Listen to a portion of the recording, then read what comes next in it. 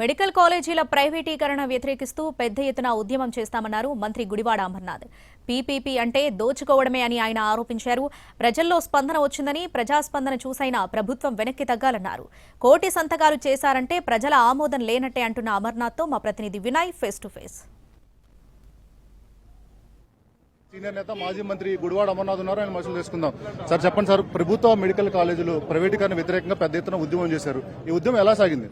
రాష్ట్ర వ్యాప్తంగా అక్టోబర్ 9వ తారీఖున నర్సీపట్నంలో మెడికల్ కాలేజ్ నిర్మాణంలో ఉన్నటువంటి మెడికల్ కాలేజ్ పరిశీలనకు ఆ రోజు జగన్మోహన్ రెడ్డి గారు విచ్చేసినప్పుడు అక్కడ ప్రజల తాలూకు ఆకాంక్షల్ని, ఆలోచనల్ని అన్నింటినీ కూడా పరిగణలో తీసుకుని రాష్ట్ర వ్యాప్తంగా కోటి సంతకాల సేకరణకి వాళ్ళని పిలుపునివ్వడం జరిగింది.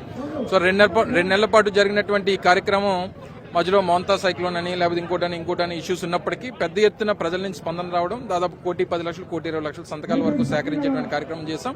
ఈరోజు గవర్నర్ గారి దగ్గర కూడా ఆ ప్రతులన్నింటినీ కూడా పెట్టేటువంటి. సో ఈ ప్రభుత్వం మీద ఉన్నటువంటి వ్యతిరేకతకి నాకు తెలిసి బహుశా ఈ రాష్ట్రంలో 5 కోట్ల మంది జనాభాకి 1,60,00,000 కుటుంబాలు ఉన్నాయి.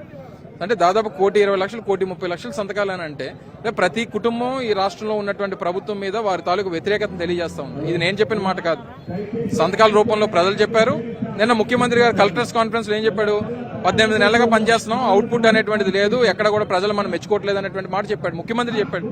ఇది నాకు తెలిసి భారతదేశ స్వతంత్రం వచ్చిన తర్వాత ఏ రాష్ట్రంలో ఒక ముఖ్యమంత్రి ఆయన అధికారంలోకి వచ్చినటువంటి 18 మాసాల్లో నా ప్రభుత్వం మీద ప్రజల్లో మంచి ఉద్దేశం లేదు అని చెప్పుకున్నటువంటి ఘనత ఈ చంద్రబాబు నాయుడు గారు తప్పుతుంది. సో డెఫినెట్ గా అయినా మీరు ఏదైనా అవుట్పుట్ ఎప్పుడు వస్తుంది? ప్రజలకు ఏదైనా ఇన్పుట్ ఇస్తే అవుట్పుట్ వస్తుంది. మీ ఇన్పుట్ అంతా నీ కొడుకిచ్చుకుంటుంటే అవుట్పుట్ ప్రజల్లో ఎందుకు వస్తుంది? సో డెఫినెట్ గా ఇవన్నీ కూడా ప్రజలు గమనిస్తా ఉన్నారు.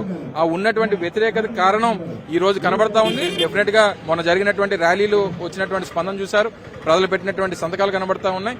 ఇవన్నీ కూడా రేపు రానున్నటువంటి కాలంలో ప్రభుత్వం మీద మరింత వ్యతిరేకత పెరగడానికి, వారి నిర్ణయాల్ని మార్చుకునేటువంటి దానికి ఉపయోగపడతాయని చెప్పి ఆశిస్తా ఉన్నాం. సార్, అంటే పీపీపీ అంటే పబ్లిక్ ప్రైవేట్ రెండు కలిపి చేయడం తప్ప దాన్ని ప్రైవేట్ పరం చేయడం కాదని చెప్పి సీఎం అంటున్నారు. పబ్లిక్ ప్రైవేట్ పార్ట్నర్షిప్స్ అనేటువంటివి ఒకసారి స్క్రాచ్ నుంచి జరుగుతాయి. అంటే భూమి వాళ్ళే సేకరించుకోవాలి, నిర్మాణం వాళ్ళే పెట్టుకోవాలి, కావాల్సినటువంటి జీతాలు వాళ్ళే ఇచ్చుకోవాలి. ఇవన్నీ రకరకాల, అందులో రెవెన్యూ షేరింగ్ అనేటువంటిది ప్రభుత్వానికి ఉంటుంది. ఇక్కడ ఉన్నటువంటిది ఏంటంటే భూమి ప్రభుత్వానిదే. సో ఇప్పటివరకు కట్టిన నిర్మాణం చేసినటువంటి బిల్డింగ్లు ప్రభుత్వానివే. వీటన్నిటితో పాటు రేపు 2 సంవత్సరాల పాటు శాలరీస్ కూడా గవర్నమెంట్ ఇస్తుంది. అన్ని గవర్నమెంట్ చేస్తే డబ్బులు మాత్రం ప్రైవేట్ వాడు తీసుకుంటాడా?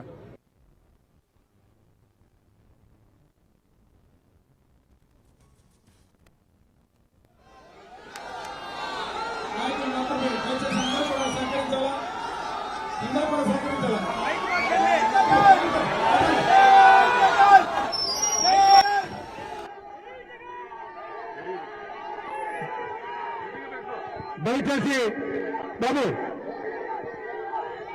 దయచేసి మీ బాబు.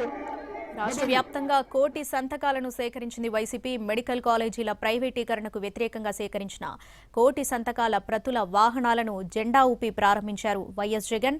తాడేపల్లి వైసీపీ ఆఫీస్ నుంచి ఏపీ లోక్ భవన్ కు బయలుదేరాయి వాహనాలు. సాయంత్రం 4 గంటలకు గవర్నర్ను కలవనున్నారు వైఎస్ జగన్. 1,04,11,000 సంతకాల ప్రతులను గవర్నర్కు సమర్పించనున్నారు. 10 మెడికల్ కాలేజీలను పీపీపీ మోడల్లో నిర్మించాలని ప్రభుత్వం నిర్ణయం